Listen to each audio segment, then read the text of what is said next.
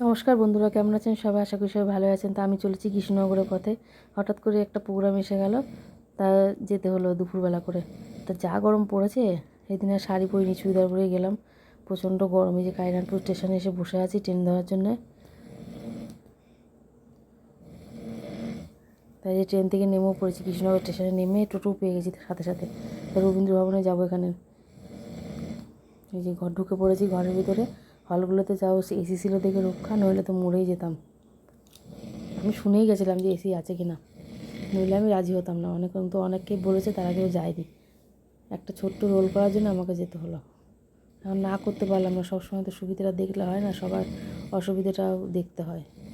যেহেতু নাচ করে, ও স্যার বড় মুখ করে বলেছে, ওই জন্য না করতে পারিনি।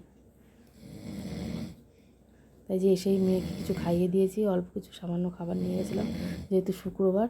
আর এই যে দেখুন কী সুন্দর সাজছে মেয়ের, সাজার প্রস্তুতি চলছে। আর এই কচি কাচাগুলোকে দেখুন, এত সুন্দর লাগছে সবাইকে। ওদের গরমে খুব কষ্ট হচ্ছে কস্টিউম পরে, একদম এত বীভৎস গরম। আর তার মেয়েকে আবার একটু খাওয়াতে নিয়ে গেলাম এই দুপুরের দিকে। খাইয়ে কিছু বিস্কুট টিস্কুট কিনলাম, যেহেতু শুক্রবার বাইরে কিছু খাবো না। আর এই যে অনুষ্ঠান পর্ব চলছে। হলটা আমাদের নজরুল মঞ্চের থেকে ছোট। আমাদের এখানে রানাঘাটে যে নজরুল মঞ্চ আছে তার থেকে অনেকটাই ছোট, তবে এসি আছে, সবগুলোতে এসি আছে, অসুবিধা হয়নি।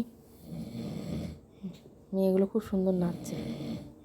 আর এই যে আমার সোনার হচ্ছে সাজানোর পর্ব চলছে, ওর নাচের স্যার সাজিয়ে দিচ্ছে।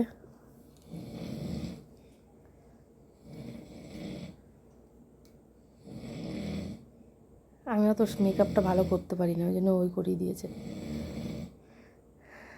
তাই কমপ্লিট, অলমোস্ট ডান হয়ে গেছে। ওর লুকটা কেমন হয়েছে বলবেন অবশ্যই।